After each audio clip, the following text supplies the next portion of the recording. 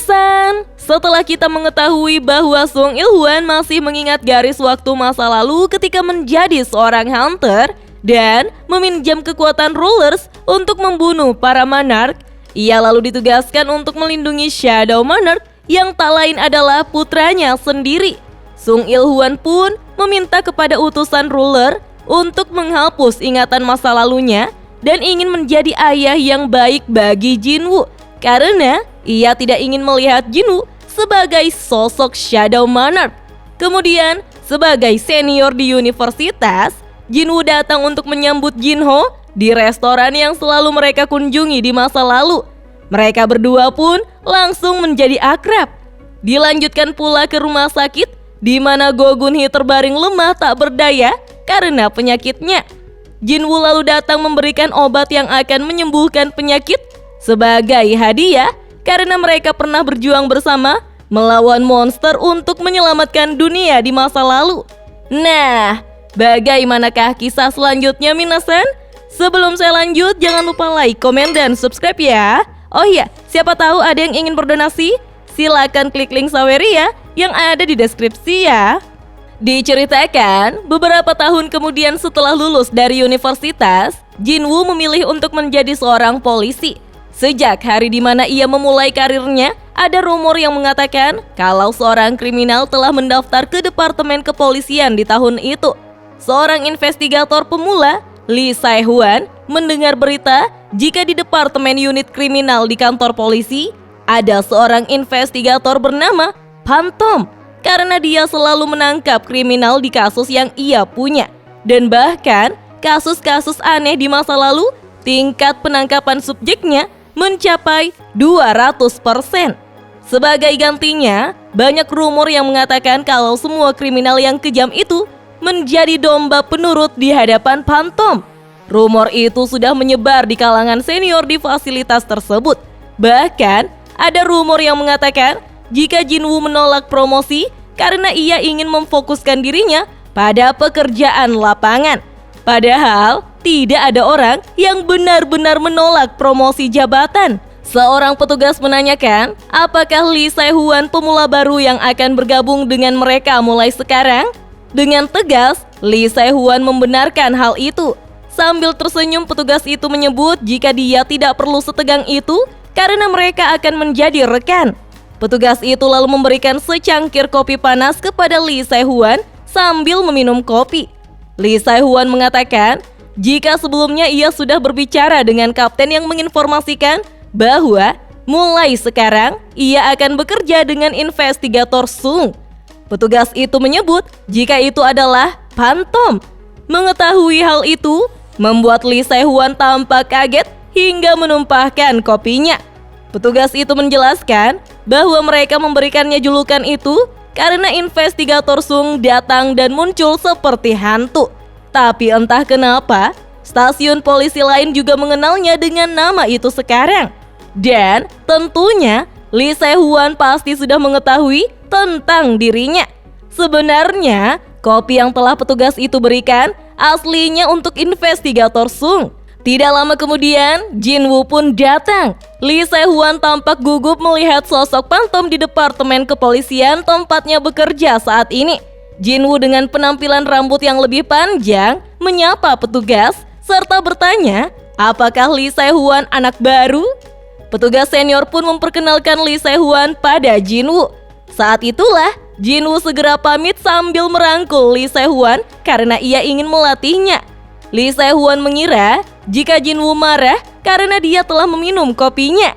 Jinwoo lalu bertanya, mengapa Lee Sae-hwan ingin menjadi polisi? Lee Sae-hwan menjawab jika ia ingin menangkap orang jahat. Sambil tersenyum, Jinwoo mengatakan, itulah tujuan mereka dan mengajak Lee Sae-hwan untuk segera melakukannya karena mereka adalah polisi. Lee Sae-hwan tampak senang karena ia akan belajar menangkap kriminal langsung dari sang Phantom. Beberapa hari kemudian, Lee Sae-hwan terlihat pucat dan kelelahan. Dia jadi seperti itu setelah seharian pergi menangkap penjahat bersama dengan investigator Sung. Sambil tersenyum, Jinwoo menyebut jika Lee Sae-hwan mengatakan bahwa dirinya punya pengalaman untuk menangkap penjahat bersenjata api. Jadi ia tertarik untuk melatihnya. Igris meminta agar sang master menyerahkan tugas itu kepada mereka pasukan setianya. Kebayang akan seperti apa kalau Lee Se-hwan dilatih oleh pasukan bayangan ya minasan. Kemudian ada seorang wanita muda yang datang ke kantor polisi untuk menanyakan kematian sahabatnya yang bernama Jin Yi. Ia menceritakan bahwa sahabatnya itu bukanlah orang yang berani menghabisi nyawanya sendiri. Penyidik itu berkata bahwa ia mengerti bagaimana perasaannya, namun ia sudah menjelaskan bahwa semua barang bukti mengarah pada kejadian bunuh diri. Wanita itu pun memperlihatkan sebuah pesan singkat, di mana pesan itu tidak terlihat seperti pesan yang dikirim oleh seorang yang akan bunuh diri 3 jam kemudian. Penyidik bersikeras bahwa dari pengalamannya yang lalu-lalu, kebanyakan kasus bunuh diri tidak pernah direncanakan sebelumnya. Mereka terjadi begitu saja. Tiba-tiba Jinwoo pun datang menghampiri mereka untuk melihat kasusnya. Rekan penyidiknya berharap jika Jinwoo tidak membuatnya terpojok. Wanita itu ditemukan tewas di bathtub dengan luka robekan yang besar di pergelangan tangannya. Pisau yang digunakan untuk memotong tangannya ditemukan di samping bathtub. Dan sidik jari yang ada di pisau itu hanya dari tangannya saja. Meski korban dikatakan memiliki kepribadian yang ceria, sayangnya dia pernah didiagnosa dengan kecemasan dan depresi. Sehingga Jinwoo tidak melihat hal yang aneh dalam kasus itu. Namun Jinwoo akan memastikan sendiri di TKP. Rekan penyidiknya menyadari jika Pantom mengetahui sesuatu. Jinwoo lalu mengajak teman korban untuk berbicara sebentar. Tidak lama kemudian di sebuah apartemen, Jinwoo mendatangi kamar korban. Setelah memeriksa bagian kamar, Jinwoo melihat noda darah di bathtub kamar mandi. Sebenarnya, Jinwoo membutuhkan mayatnya. Lalu ia mencoba membangkitkannya. Dan, alright, shadow dari wanita yang bunuh diri pun muncul. Jinwoo menjelaskan bahwa shadow Jin Yi tidak perlu takut karena saat ini dia telah dilepaskan oleh pembatasan hidup dan rasa sakit. Jinwoo mulai menginterogasi shadow Jin Yi dengan beberapa pertanyaan. Apakah dia memang sengaja mengakhiri hidupnya dengan cara menyayat pergelangan tangan dengan pisau? Shadow Jin Yi membenarkannya. Jinwoo pun menanyakan apa motifnya untuk bunuh diri. Shadow Jin Yi pun mulai menjelaskan secara rinci. Setelah itu, Jinwoo mendatangi kediaman ayah tiri Jin Yi dengan menunjukkan bahwa ia adalah penyidik dari Departemen Research Kriminal di kepolisian wilayah itu. Ia datang karena punya beberapa pertanyaan mengenai putrinya yang telah tewas. Ayah Jin Yi lalu bergegas membukakan pintu serta menanyakan apakah hasil penyelidikannya sudah keluar dan bagaimana dengan putrinya yang mati. Jinwoo dengan tenang menjelaskan jika masih belum terdapat bukti yang jelas. Namun ia punya beberapa pertanyaan mengenai putrinya itu. Jinwoo lalu mengajak ayah Jin Yi untuk ikut bersamanya. Untungnya ayah Jin Yi langsung menyetujuinya asal ia bisa membantu mengungkapkan kebenaran di balik kematian putrinya. Maka ia akan bekerja sama. Mereka berdua lalu pergi ke sebuah kafe. Jinwoo lalu bertanya murid seperti apakah Jin Yi di sekolahnya. Apakah ayahnya mengetahui jika putrinya memiliki musuh atau orang yang dendam padanya? Ayah Jin Yi menjelaskan bahwa dia bukanlah tipe anak yang akan melakukan sesuatu yang bisa membuat orang lain membencinya. Dia adalah anak yang baik dan polos. Ayah Jin Yi tampak sedih dan menangis karena masih belum percaya kalau putrinya meninggalkannya seperti itu. Jinwoo lalu berkata jika ayah Jin Yi pasti sangat menyayangi putrinya. Sambil menangis, sang ayah menjawab jika ia sangat menyayangi putrinya walaupun Jin Yi bukanlah anak kandungnya. Karena itulah ia merawat dan menyayanginya seperti anak kandungnya sendiri. Atau mungkin lebih dari itu. Seandainya Jin Yi mengutarakan kepadanya bahwa dia depresi dan terluka serta tidak tahan lagi dengan hidupnya. Jinwoo kemudian menunjukkan sebuah rekaman suara dari HP Jin Yi. Bukti tersebut adalah bagaimana siksaan dan penganiayaan kejam yang dia terima sejak kecil dari ayah angkatnya itu. Meski akhirnya ia berhasil kabur dengan pindah ke wilayah lain, namun ayah Jin Yi menghubunginya lagi setelah sekian lama dan mengatakan jika sang ayah ingin bertemu dengan Jin Yi. Sangat disayangkan Jinyi memutuskan untuk mengakhiri hidupnya. Ekspresi sang ayah tiba-tiba berubah. Ia menanyakan apa alasan Jinwoo menunjukkan bukti itu kepadanya. Jika tujuan Jinwoo adalah untuk menangkapnya, harusnya dia membawa beberapa petugas lainnya dan juga borgol. Jinwoo menjelaskan jika ada dua pilihan yang bisa ayah Jinyi ambil. Pertama, mengakui semua perbuatan dan menceritakannya ke kantor polisi. Jika tidak ingin mengakui kejahatannya, maka ayah Jinyi bisa membayar harga yang pantas. Dengan tatapan emosi, ayah Jinyi menantang berapa banyak harga yang harus ia bayar. Mendengar itu, Jinwoo pun menjadi marah dan menjelaskan bahwa tempat yang ayah Jinyi duduki sekarang bukan lagi berada di dunia yang mereka tinggali, tapi di dimensi lain yang ia buat dengan menirukan dunia tersebut. Ini adalah dunia kematian yang tidak akan bisa dimasuki atau keluar dari tempat itu tanpa seizin Jinwoo. Tempat itu bernama The World of Eternal Repose. Itulah nama penjara yang akan menampung ayah Jinyi. Mendengar itu, ayah Jinyi mulai ketakutan. Jinwoo lalu bertanya, apakah ayah Jinyi mengingat bagaimana ia berada di tempat ini? Ayah Jinyi pun panik karena itu masih siang bolong, tapi tidak ada orang lain selain mereka yang berkunjung ke tempat itu. Ayah Jinyi terus berpikir hingga ketakutan dan mengira jika itu hanyalah mimpi. Ia lalu mencoba untuk kabur, namun monster semut segera menyerang ayah Jinyi tanpa ampun hingga tewas di tempat. Tiba-tiba, Shadow Jinyi pun muncul mengucapkan terima kasih kepada sang monarch. Ia lalu meminta sedikit bantuan. Keesokan harinya, di kantor polisi, Jinwoo menyerahkan sebuah kado kepada sahabat Jinyi yang sebelumnya telah ia persiapkan sebelum tewas. Jinwoo menjelaskan, berdasarkan fakta penyidikan, kemungkinan pembunuhan sangatlah kecil. Karena itu, kemungkinan besar proses penyidikan akan segera berakhir. Mendengar itu, sahabat Jinyi mulai menangis. Ia lalu membuka kado dan terkejut melihatnya. Rupanya kado itu telah dipersiapkan 1 jam sebelum Jinyi memotong tangannya sendiri. Seandainya pesan dari ayah angkatnya tak terkirim ke ponselnya, maka kedua sahabat itu bisa menikmati pesta ulang tahunnya. Beralih ke sebuah restoran, Jinho dengan serius menyampaikan bahwa kali ini ia benar-benar akan melamar Jin-ah alias menjadi adik ipar Jinwoo. Tentu saja Jinwoo sangat terkejut mendengarnya. Jinho lalu memperlihatkan cincin pernikahannya dan dengan tulus berkata bahwa kali ini ia benar-benar serius. Ia akan segera mengungkapkan perasaannya kepada Jin-ah tepat hari ini. Tapi, apakah adiknya itu menyukai cincin ini? Dengan wajah bingung, Jinwoo berkata bahwa ia kurang paham tentang hal seperti itu. Rupanya, Jinho juga tidak tahu apa yang diinginkan calon istrinya itu. Jadi, ia menyiapkan banyak hadiah untuk jaga-jaga dan juga ada kabar yang mengatakan kalau bangunan baru akan dibangun di dekat tanah perusahaan. Jadi, setelah Jin-ah menyelesaikan gelar kedokterannya, maka mereka bisa membangun rumah sakit. Jinwoo lalu menyebut jika biaya pembangunan itu sekitar 30 miliar won. Jinho lalu terkejut karena Jinwoo bisa mengetahui nominal itu. Sambil tersenyum, Jinwoo mengatakan tidak perlu banyak hadiah untuk menunjukkan perasaan yang sebenarnya.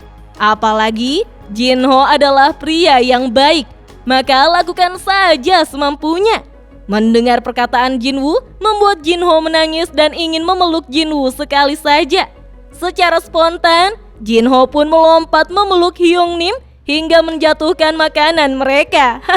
Ketika Jinwoo sampai di rumah, ia disambut oleh anak dan istrinya yang telah menunggu kedatangannya.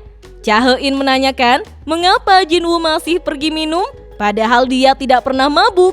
Jinwoo menjelaskan bahwa Jinho ingin bicara dengannya sebentar sehingga ia datang untuk menemuinya. Rupanya putranya Suho masih bangun karena telah tidur sepanjang hari. Jinwoo melihat Igris dan Belion saling bertengkar karena Belion ingin mengajarkan tuan muda Suho jalan berpedang, sedangkan Igris ingin Suho menjadi seorang yang cerdas di bidang akademis. Karena itu adalah barometer kemampuan dan kapabilitas seseorang di dunia ini. Jinwoo lalu mengatakan, apapun itu terserah putranya mau jadi apa. Sekarang bukan waktunya memikirkan hal itu karena Suho masih bocah yang belajar berjalan. Cha He-in lantas menyarankan agar suaminya cepat pulang sampai putranya bisa jalan. Meskipun sudah menyelamatkan dunia dan menjadi Shadow Monarch, setelah nikah tetap saja dong dapat sindiran dari istri. Beralih di kantor kepolisian, Woo Jin-chul yang menjabat sebagai kepala kepolisian memanggil Jinwoo. Ia mendengar kalau Jinwoo masih ikut campur dalam investigasi penyidik lain. Padahal, ia sudah bilang jangan terlalu berlebihan sampai membuat penyidik lain membencinya. Woo Jin-chul yang sudah ubanan masih memanggil Jinwoo dengan sebutan Hunter Sung karena ia merasa nyaman ketika memanggil Jinwoo sebagai Hunter. Woo Jin-chul lalu menanyakan, apakah Jinwoo sudah dengar jika wali korban bunuh diri yaitu ayah tirinya telah menghilang beberapa hari yang lalu? Jinwoo menyebut jika ia tidak tahu akan hal itu. Woo Jin-chul merasa aneh karena seluruh CCTV di area ayah Jin Ye terakhir terlihat mati secara serempak. Dengan ekspresi tidak bersalah, Jinwoo berkata bahwa itu sebuah kebetulan. Woo Jin-chul pun menyampaikan bahwa apapun yang dilakukan Jinwoo, ia akan selalu mempercayai keputusannya. Tapi ia memanggil Jinwoo bukan karena hal itu. Woo Jin-chul lalu memberikan sebuah kertas serta menyampaikan bahwa Presiden Asosiasi Go Gun-hee atau Direktur Go Gun-hee sedang dalam kondisi kritis. Mengetahui itu, Jinwoo bergegas datang ke kamar Go Gun-hee. Perlahan-lahan, Go Gun-hee berusaha melepaskan alat bantu pernafasan yang dibantu oleh Jinwoo. Sambil tersenyum, Go Gun-hee berkata bahwa ia senang melihat Jinwoo, padahal sejak lama ia sudah berupaya untuk mencarinya. Jinwoo lalu mengeluarkan potion untuk menyembuhkannya. Secara mengejutkan, Go Gun-hee menolak obat itu karena ia sudah hidup begitu lama dan ia sudah menyelesaikan apa yang harus ia lakukan selama 10 tahun. Alias, waktu yang telah Jinwoo berikan sehingga itu sudah cukup baginya. Rupanya, Go Gun-hee mempunyai sebuah permintaan. Saat itu, Jinwoo pernah berkata bahwa ada dunia di mana mereka saling bertarung di sisi satu sama lain, sehingga ia ingin Jinwoo menunjukkan dunia itu kepadanya. Dengan wajah yang pucat, Go Gun-hee ingin mengetahui hal itu. Bagaimana rupa penampilannya saat itu? Jinwoo lalu berkata, itu mungkin akan menjadi ingatan yang tidak ingin Go Gun-hee ingat. Go Gun-hee menjawab, itu tidak masalah. Ia hanya ingin mendapatkan kembali ingatan yang hilang darinya. Melihat tekad dari Go Gun-hee membuat Jinwoo tidak punya pilihan. Jinwoo lalu memegang pergelangan tangan Go Gun-hee. Beberapa saat kemudian, Go Gun-hee melihat ingatan masa lalunya ketika menjadi ketua asosiasi Hunter dan saat pertama kali bertemu dengan Jinwoo ketika menjadi Hunter Rank S Korea dan berhasil menyelesaikan Get Rank S di Pulau Jeju dengan bantuan Jinwoo. Go Gun-hee melihat dirinya yang dulu pernah dengan tegas memarahi ketua asosiasi Jepang karena berusaha menjebak Hunter Rank S Korea di Pulau Jeju. Detak jantung Go Gun-hee terasa sesak melihat momennya bertarung melawan salah satu monarch hingga titik darah penghabisan, di mana ia meminta agar Jinwoo tetap membela manusia. Setelah melihat semua momen itu, Go Gun-hee pun menangis karena bisa bersama dengan seorang pahlawan muda seperti Jinwoo. Sebelum meninggal, Go Gun-hee merasakan dekapan mentari yang hangat meski raganya telah menjadi kaku dan dingin. Rajutan ingatan yang penuh dengan kemuliaan di dalam benaknya akan selamanya hangat. Dan Go Gun-hee pun meninggal dengan sebuah kebanggaan. Jinwoo kemudian menyeka air mata Go Gun-hee dan mengucapkan selamat jalan karena Go Gun-hee merupakan pahlawan yang telah banyak berkorban untuk kepentingan orang lain. Ketika ingin pulang ke rumah, Jinwoo menerima panggilan telepon dari istrinya yang menyampaikan bahwa putranya Suho sedang terbang mengelilingi rumah. Mendengar itu, Jinwoo mengingat perkataan Jinho yang menyebut jika putranya akan langsung berlari setelah dilahirkan. Jinwoo meminta agar istrinya tetap tenang karena Jinwoo akan mengajari Suho cara terbang sedikit demi sedikit. Cha He-in baru mengetahui jika suaminya juga bisa terbang. Ternyata Jinwoo lupa memberitahu Cha-hein.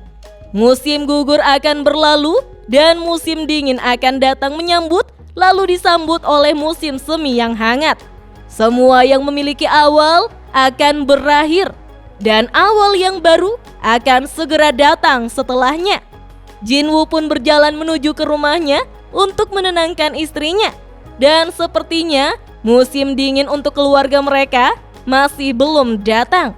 Cha-hein tampak stres membersihkan piring yang pecah akibat ulah putranya, sedangkan Belyeon masih saja terus berdebat dengan Ygritte, di mana Belyeon ingin mengajarkan Suho untuk berlatih pertarungan udara, sedangkan Ygritte ingin melihat Suho menjadi pilot di masa depan. Nah, minasan, selain terbang, apakah Suho memiliki kekuatan lain? Penasaran kan? Tonton terus video selanjutnya ya. Dah.